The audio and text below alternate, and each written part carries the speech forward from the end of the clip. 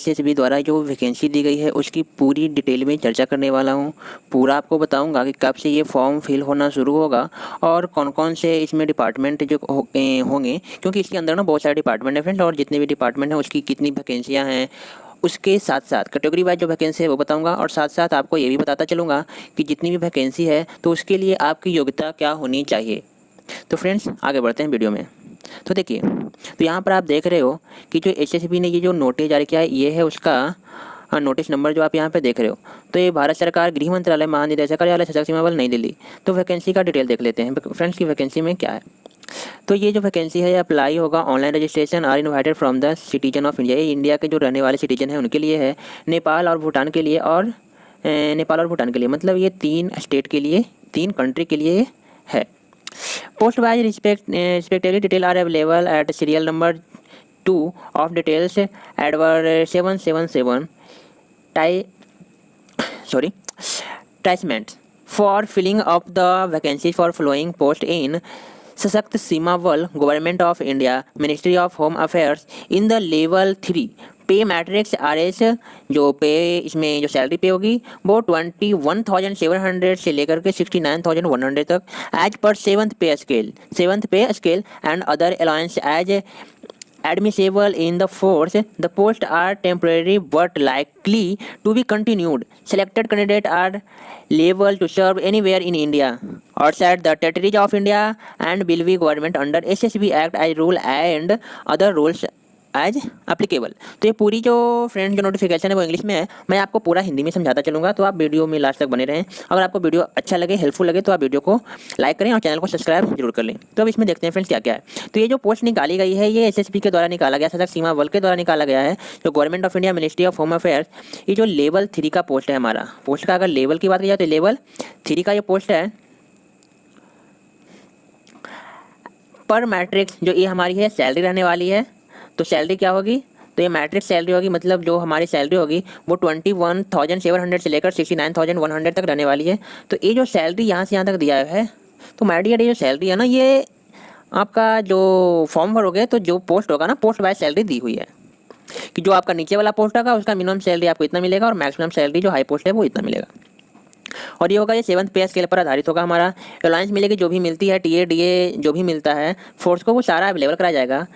सबसे इंपॉर्टेंट यहाँ पर देखो friend, the post are temporary but likely to be continue. जो पोस्ट है टेम्प्ररी है मगर इसे आगे भी कंटिन्यू रखा जाएगा। जो भी कैंडिडेट सेलेक्ट होंगे वो उन्हें सर्वाइव करना पड़ेगा, सफ़र करना पड़ेगा, मतलब इंडिया के किसी भी रीजन में, उसके किसी भी स्टेट में, टेरिटरीज में आपको जहाँ पे एसएसबी की ज़रूरत होगी, जहाँ पे रिक्वायरमेंट होगी फोर्स की, वहाँ पे आपको जाना होगा।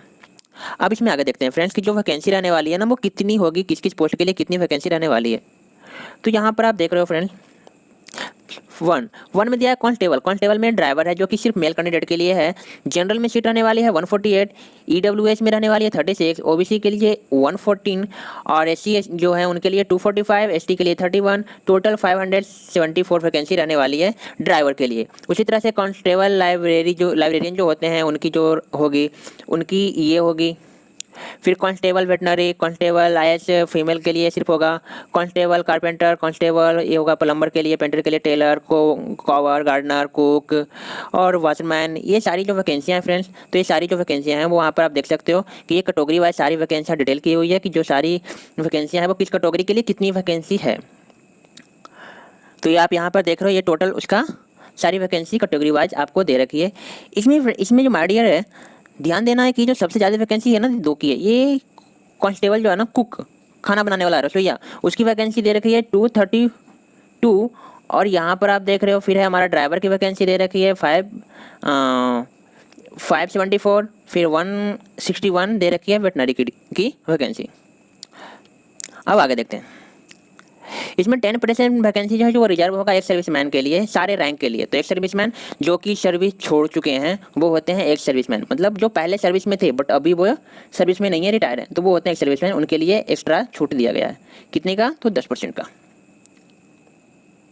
यहाँ पर आप देख रहे हो DG SSB reserve the right to increase. इनके पास क्या होगा ना, जो एसएसबी के डीजी है उनके पास रिजर्व होगा, उनका अधिकार होगा कि वो घटा सकते हैं, बढ़ा सकते हैं। फिल और नॉट फिल द वैकेंसी, जो vacancy cancel and advertisement for the above mentioned post, जो भी पोस्ट दिया गया है विदाउट असाइंड एनी रीजन, बिना किसी रीजन के। फिर आप यहाँ पर देख रहे हैं candidate can apply only one post, कोई भी कैंडिडेट है ना सिर्फ एक पोस्ट के लिए अप्लाई कर सकता है from among the post as mentioned एवं जो कि ऊपर मेंशन किया गया है। अब फ्रेंड्स इसमें आगे देखते हैं। अब जो योग्यता रहने वाली है, तो माय डियर यहाँ पे आप ध्यान देना, जो भी योग्यता रहने वाली है तो जितनी भी वैकेंसियाँ हैं ना, तो सारे पोस्ट वाइज इसकी योग्यता भी रहने वाली है कि जिस पोस्ट की वैकेंसी है उसके अनुसार योग्यता उसकी क्या होने वाली है। तो यहाँ पर आप पूरा डिटेल में आपको बताऊँगा। सबसे पहले देखते हैं कांस्टेबल ड्राइवर, जो ड्राइवर होगी उसकी एज लिमिट की बात करें तो एज लिमिट होगी 21 मिनिमम और 27 मैक्सिमम। इसके अलावा जो एज रिलैक्सेशन है ना, तो अकॉर्डिंग टू रूल जितने दिए जाते हैं वो एज रिलैक्सेशन भी होगा। इसके अलावा इसमें आपको एसेंशियल जो एजुकेशन चाहिए और प्रोफेशनल एजुकेशन क्वालिफिकेशन चाहिए, दोनों तरह के चाहिए। तो आपको मैट्रिक पास होना चाहिए या फिर इक्विवेलेंट 12 किए हुए होने चाहिए, कोई भी रिकॉग्नाइज बोर्ड का हो।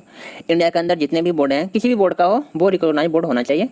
इसके अलावा must pass valid heavy vehicle driving licence, आपके पास एक हैवी व्हीकल ड्राइविंग लाइसेंस भी होना चाहिए।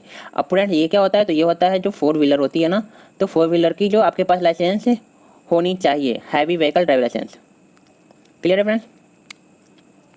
अब देख लेते हैं कांस्टेबल लेबोरेटरी असिस्टेंट की। तो ये इसका एज है वो 18, मैक्सिमम 25 होना चाहिए, मैट्रिक होना चाहिए, साइंस स्ट्रीम से किया हुआ होना चाहिए। उसके साथ शुड भी है सर्टिफिकेट होनी चाहिए, लेबोरेटरी असिस्टेंट की सर्टिफिकेट होनी चाहिए, वो कोर्स वो किया हुआ होना चाहिए। अगर है तो वो एलिजिबल है, अदरवाइज वो फॉर्म नहीं भर सकता।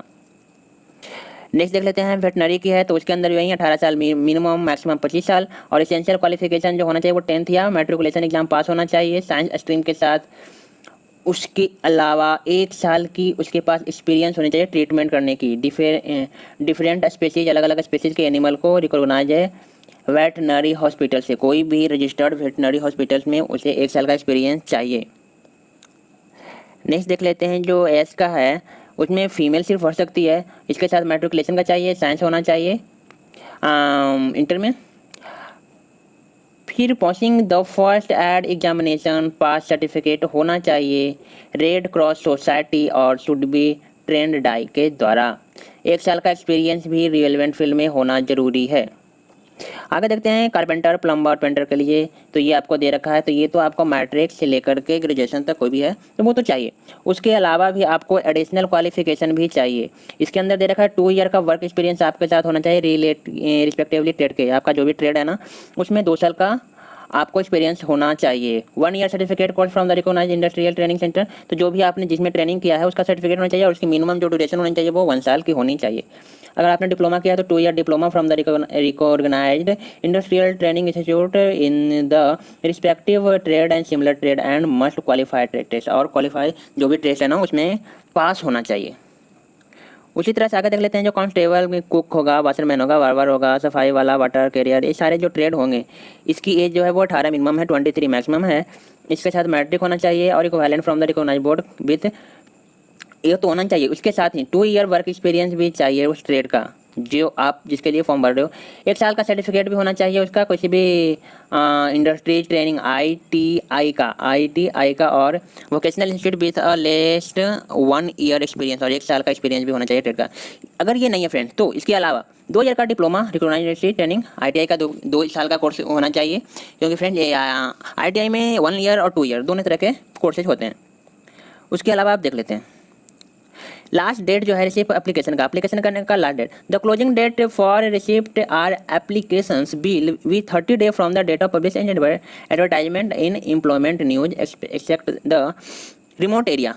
The last date of receipt of application from remote area that is Assam, Meghalaya, Arunachal Pradesh, Mizoram, Manipur, Nagaland, Tripura, Sikkim, union territories of Jammu and Kashmir and Ladakh,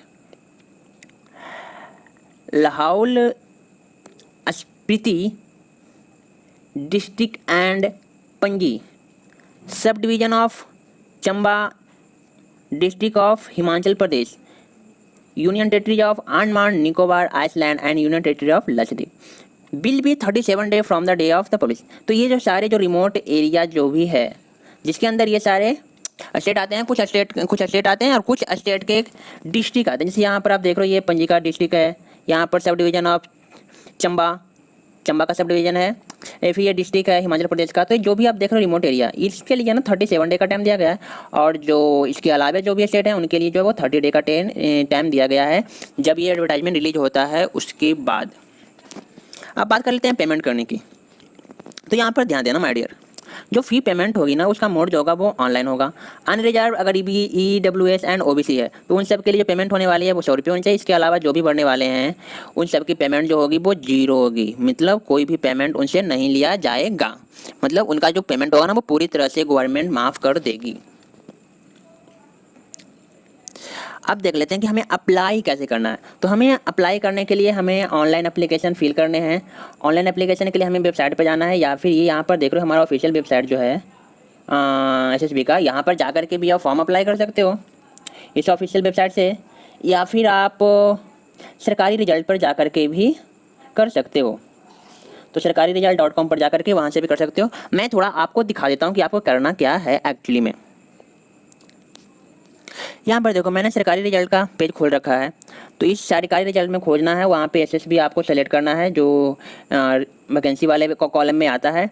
उसके बाद आपको इसमें सारे डिटेल मिल जाएंगे कि अभी तक ये इसका नोटिफिकेशन जारी नहीं किया है कि ये जो है ना फॉर्म कब से भराना शुरू होगा। ये 1-2 दिन में जल्द ही इसका नोटिफिकेशन आ जाएगा कि जब भराना स्टार्ट हो जाएगा तो मैं आपको वीडियो प्रोवाइड कर दूंगा, और उसमें ये बता दूंगा किस तरह से आपको फॉर्म भरना है, पूरा डिटेल में आपको वीडियो प्रोवाइड कर दिया जाएगा। लास्ट डेट सब कुछ अभी अनाउंस होना बाकी है, सब अनाउंस होगा उसके बाद आपको इन्फॉर्मेशन मिल जाएगा। तो आप हमारे चैनल को सब्सक्राइब करके बेल आइकन को क्लिक जरूर कर लें। फिर यहाँ पर देखो, यहाँ पर आपको एज के बारे में बताया गया है, फिर आपको डिटेल बताया गया है किसके लिए कितनी पोस्ट रहने वाली है। फिर यहाँ पर ट्रेड वाइज पोस्ट अभी आप देख रहे हो कि जो ट्रेड वाइज पोस्ट इसमें दिया गया है वो आप सारे यहाँ से देख सकते हो। फिर हाउ टू फिल, ये इंस्ट्रक्शन दे रखे हैं किस तरह से आपको फिल करना है। तो सिंपली फ्रेंड्स आपको जाना है इस वाले कॉलम में। इसमें अभी आपको अप्लाई ऑनलाइन लिंक एक्टिवेट सोन लिख रहा है, यहाँ पर एक लिंक आ जाएगा। जैसे ही लिंक आएगा तो ये वाला हट करके वहाँ पे लिखा जाएगा क्लिक हेयर, वहाँ पर आप क्लिक कीजिएगा और फाइनली आपका वहाँ पे फॉर्म आएगा। आप रजिस्ट्रेशन कीजिएगा, फॉर्म भरिएगा, पेमेंट कीजिएगा, आपका फोटो सिग्नेचर अपलोड करना है, अपना सही से डिटेल डालना है, आपका फॉर्म सबमिट हो जाएगा। तो आपको एक रजिस्ट्रेशन नंबर मिल जाएगा।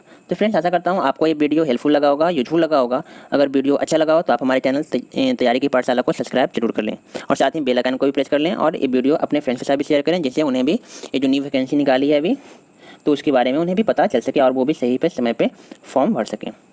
तब तक के लिए गुड नाइट फ्रेंड्स।